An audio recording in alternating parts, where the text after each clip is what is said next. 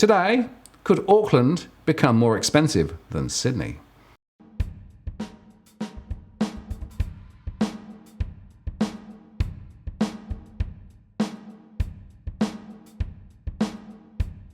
Hello again, it's Martin North from Digital Finance Analytics. Welcome to the latest posts covering finance and property news with a distinctively Australian and New Zealand flavour.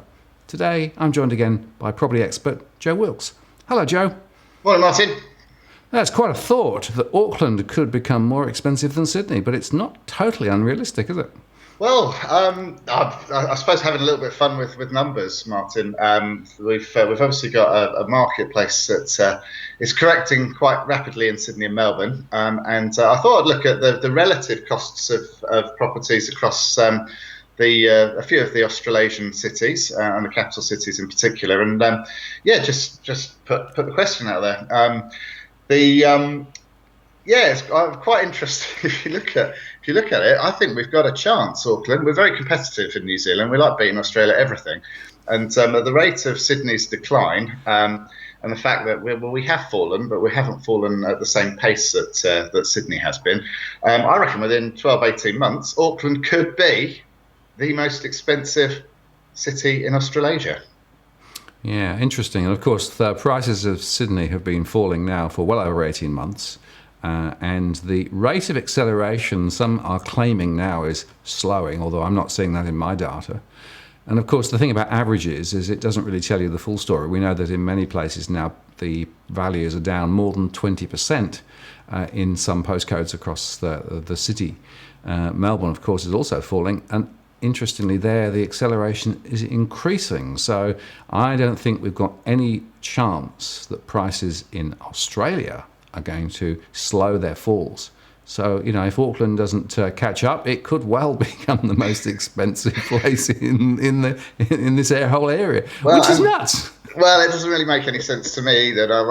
We did our Australasian debt steeplechase post back in November, which I posted for a friend's son, and it was a bit tongue in cheek. But no, just looking at the numbers, we'll do numbers, Martin. That's what we do best. But I picked 5 Australasian cities. We've got Auckland, Sydney, Melbourne, Wellington and Brisbane. And this data might shock a few people. We've worked on the median numbers.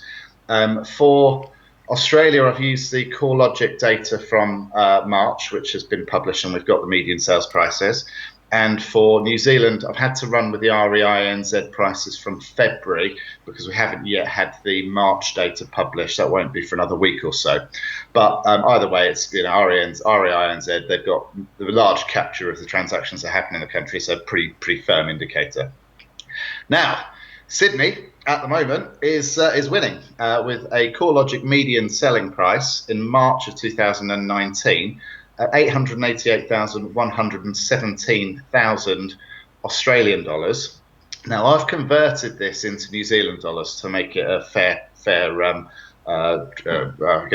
comparison.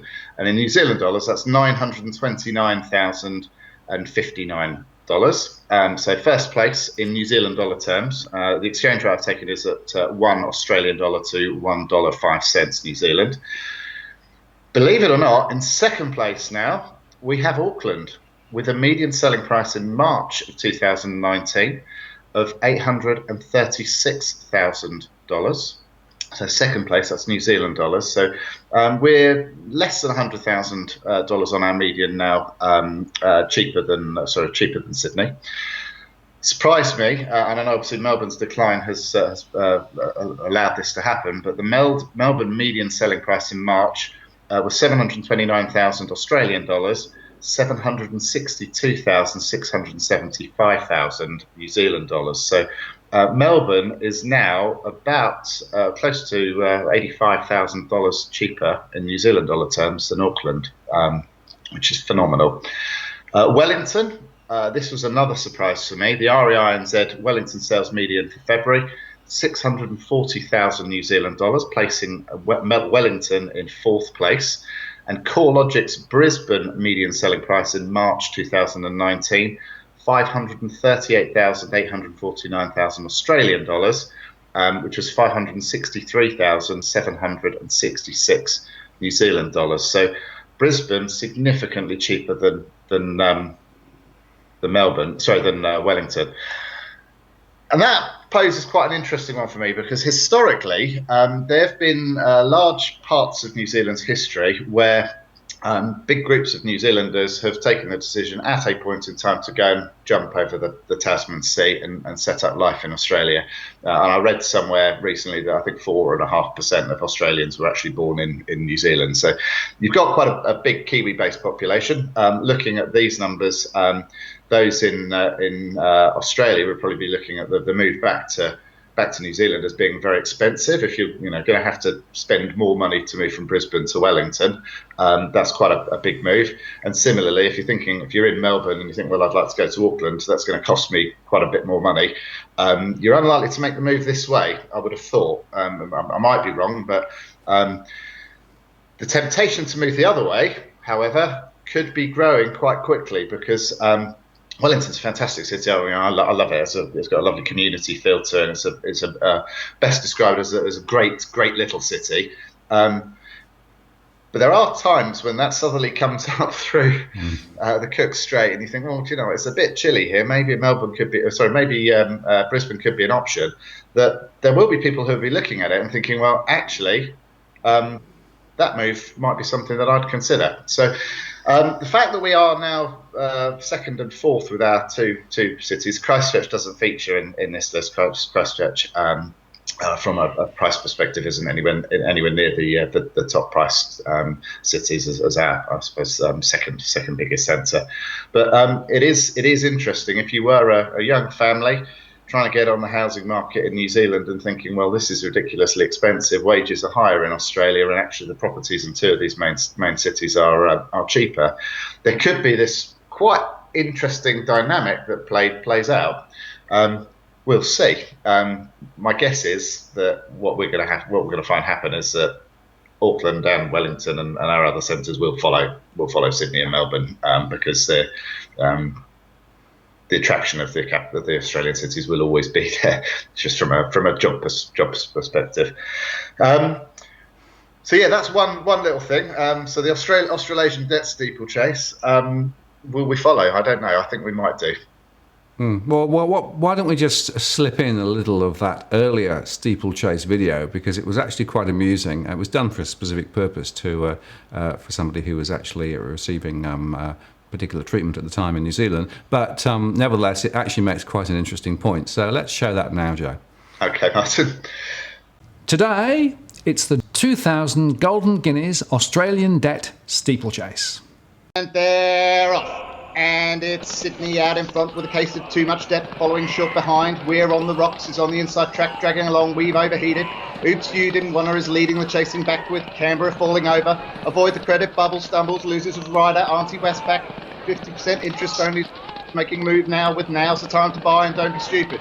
Perth is still behind, falling away, never likely to catch up. But here comes Melbourne Spiral, once a lovely place to live. Now we're rooted and Struth, mate. And who are these two riders up on the outside? I can't see. Yes, it is the old mare from Auckland. New Zealand is different with 22% clearance. Where is Johnny Foreigner's fallen away with Barford and Mouth sliding back too? It's Sydney out in front with Struth, mate, followed by here comes Sydney Spiral. Now's the time to buy and don't be stupid. He's fallen. Yes, Capital Gains is out of the race. I hope his jockey is okay. No, ouch. Oh, he's just been hit by reduced bank lending. And where is Johnny Foreigner? I'm not sure if he's getting up from that. There's a whole bunch in the middle looking like they don't have the legs for this. Who can I see? Yes, what did Tony tell us? Always go up. Trend is your friend. ANZ Home Loan Coach. And who else is there? Looks like it's all Ashley's done a runner. Yes, it is. And should have had some DTIs. And Credit Bubble all herding together. What a race, ladies and gentlemen. A race to the bottom. Good luck to all you wonderful punters as this plays out in 2000 Gold Guineas Australian Debt Steeplechase. Right. Separately, we're getting some more data coming forward now, and we'll get a bit more serious on why that Auckland won't be number one, because first quarter Auckland sales have now been analysed. And I've got some guys who are operating a company down in the Wellington region, homes.co.nz, who, to be fair, have done some fantastic analysis recently on the number of sellers who have sold and transacted in the first quarter at various places in New Zealand, and whether or not they've made a profit or a loss.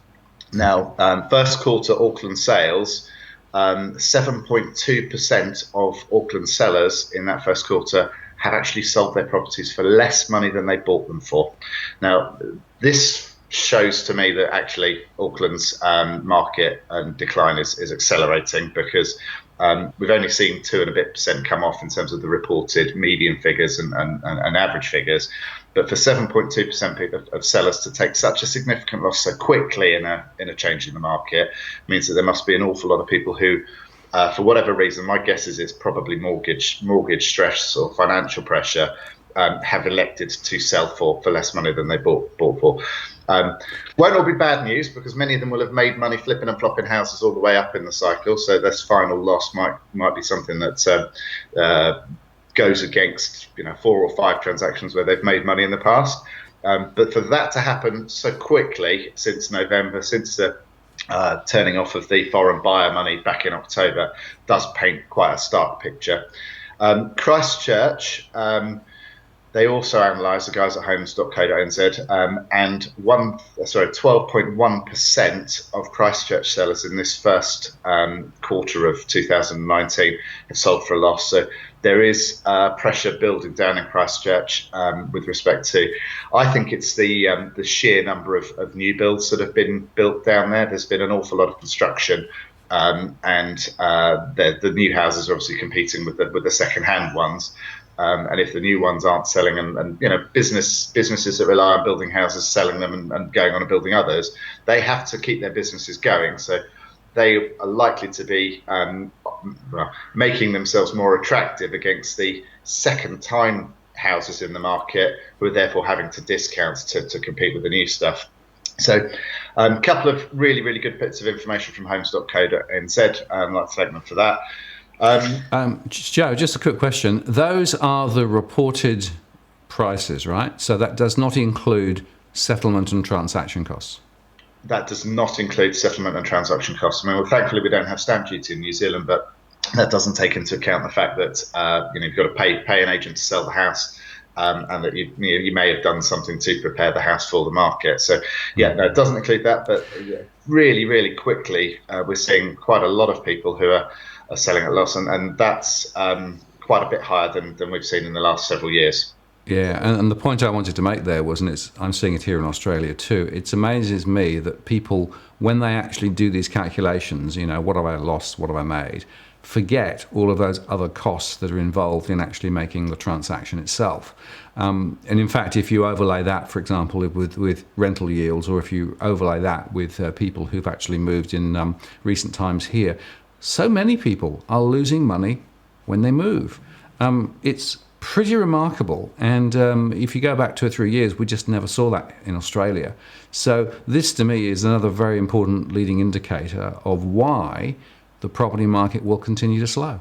Absolutely. In the UK, when I was back there, we had, I guess, the barrier to moving was stamp duty, which became very penal. You had rates of 5, 7, 10% on transacting. So to acquire a house, you're often paying quite high levels of purchase price, and people rarely factor that in. The banks got creative and allowed people to mortgage the stamp duty amount, so just added it onto the loan. And I've heard this week as well, because the UK have just reported their first annual year-on-year price decline nationally for the best part of 7 years.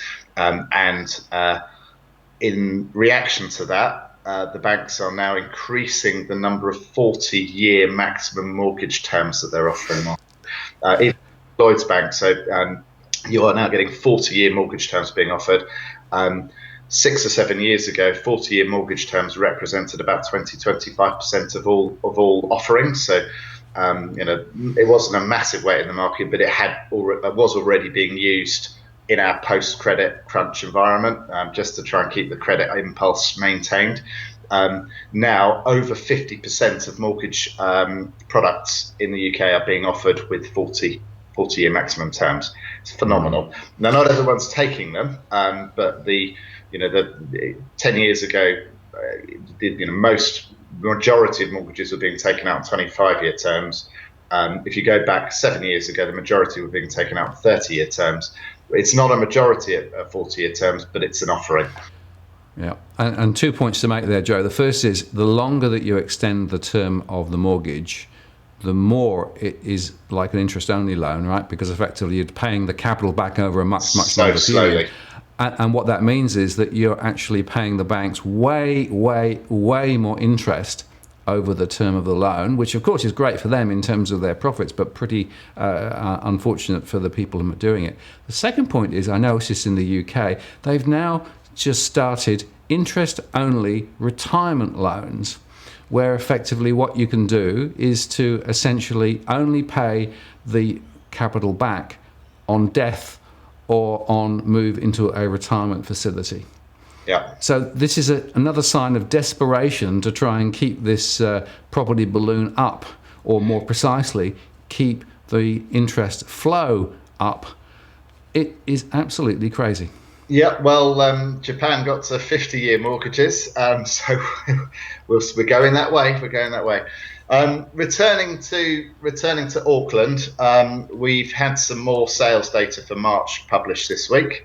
Barth and Thompson, my favourite agent from transparency perspective, they've had their worst March sales volumes for several years. In fact, going back to 2010, 963 sales recorded during the month of March. It's the first time since 2010 that there have been less than 1,000 sales. March is normally one of the two busiest months of the year. You add that to the 500 and 600 sales that they did in January and February, and we've got a pretty weak outlook in terms of overall volumes of transactions that are going to happen this year, and that feeds back into the post that we talked about with the death and divorce the other day. Auckland asking prices have also fallen. The REINZ reported March asking prices fell 4.4% between February and March, from 996,301 New Zealand dollars to $952,749. New listings weren't enormous. They weren't record listings, but the volume of stock is also the highest it has been in several years for the end of March. So we're seeing, I guess, the slow reaction to the market. It's not happening because of the news that's been published. It's happening because I think vendors are now experiencing whether or not they're able to get out or not, or if they do want to get out. And the banks too, we've talked since November about how the rates went below 4% on a one-year offering just after the foreign buyer ban. Over Christmas, they eked up a little bit into the early fours on one-year money. The two-year money in February was lowered to below 4% by many of the lenders. And now we're getting some fantastic three-year offers of mortgage money at less than 4%. So that is an indicator again that the banks really are trying to maintain this credit impulse. But also, I think it's probably a reflection of the fact that the banks themselves are competing for the existing mortgage market. So people who are coming up on refinancing, these tempting loans, and if there's anything that, like we saw in the UK, these tempting loans are about trying to get the best mortgage books on your books. So, the people who've got 30, 40, 50% equity, right, we'll try and tempt them with a three-year hook at 3.95%, and we'll get that person onto our books, because irregardless of whether or not there is a change in their circumstances, there's plenty of equity as security. I'm not sure if we'll see those very, very attractive offerings happening to some of the buyers on the North Shore of Auckland last year who bought with 85% mortgages. Some of those suburbs now are 8, 9, 10% down from peak prices. Equity for a first-time buyer would be down maybe at 5% of the value of the property. Will those people be the ones that the banks really want to have? I'm not sure. They're probably not yet coming on to needing to refix their loans. The big question mark will be when they do come to refix their loans, will any other bank want them with no equity or limited equity, or will they be having to switch on to the higher standard variable rate mortgages that the existing bank who's got the loan is offering them? So you may well find that there's a an increase in premium for those that are losing or don't have the equity levels. So interesting numbers. Joe, just on that, so we're talking here about mortgage prisoners. We're talking people essentially who are locked into high interest rate loans because of the low loan to value ratios or higher risk perceived. We're seeing that in Australia too. There are some remarkably low rates now because the BBSW, which is sort of one of the funding rates, has dropped. We're actually back now to where we were a year ago. So all of those higher funding costs on BBSW are actually corrected now. So this gives a window of opportunity for the banks to, one, be very selective, as you say. So if you are a particular type of borrower with a particularly low risk profile, then they will fall over themselves to make you an offer. And if you haven't got a 3 in front of your mortgage in Australia now, then that says either you haven't done your homework or you're not a low-risk borrower. But other people who are actually in a situation where their borrowing parameters are less favourable or their loan-to-value ratio is a lot higher, just can't get access to these low interest rate offers. And that means that they're stuck on much higher rates. And, of course, the banks are actually making a mozza on those. Yeah, it was same happened in the UK 10 years ago. Rates got cut. There were some really lucky people, and this is where the whole banks borrow money and they lend it at a term. In the UK, before we went tits up, there were banks who were offering mortgages at 0.5% less than the Bank of England base rate. So when the base rate got cut all the way down to 0.25%, there were some people physically their mortgages said that the bank should be paying them money every month, which is bonkers. It never actually clicked in like that, but there are a lot of people who, the floating rates were just so good that they'd never left them. What that does is it keeps people in their homes, and it actually, it will save a few from having to sell into a distressed market. So as the prices come down, you'll see this wobbling where you'll get little steps where for a period everything's okay, and then the pressure builds up, and then you see the decline again. How long this will last, I don't know. We're just beginning in Auckland at the moment. Yeah, interesting, isn't it? And it's funny how history keeps repeating itself, right? You can look back at the UK or indeed Ireland or even in some other places, and you can see the same signs and the same cycles. So, the claim that New Zealand is not a unique market or Australia is a unique market, which is what I keep hearing even now, right, is just so untrue as to be completely crazy. I'm going to disagree with you, Martin. They are unique markets because in the UK and Ireland, people weren't able to borrow 7, 8, 9 times household income. So they are unique. It's unique for the wrong reasons, but yes, they have been unique. Yeah. No, good point. Joe, there's one thing I just wanted to say before we go today, and that is we have had a number of New Zealand-based viewers make contributions via Patreon or via PayPal to support our work, specifically thanks to your contributions with regard to New Zealand. So I just wanted a quick shout out to those who actually stepped up and made a contribution to help us keep these shows going. Just to reiterate once again, you can do it via PayPal or Patreon. Here are some links. And the point there is that we make no money at all out of doing this other than covering, some of the costs of production. In fact, the costs of production are way higher than we're receiving. But I just wanted to say thank you very much for all those who are actually providing a bit of support. It makes a huge, huge difference, enables us to continue to do what we do. It is appreciated. I wasn't aware of that, but no, thanks everybody for watching. Okay, Joe. Great to talk to you, and catch up again soon. Sounds good, Martin. Take care. Cheers. Bye. So there we are. Some interesting perspectives from New Zealand once again. And I have to say, it looks to me as though New Zealand is playing the same game as the Australian property market now. I'm Martin North from Digital Finance Analytics. Many thanks for watching, and I'll see you next time.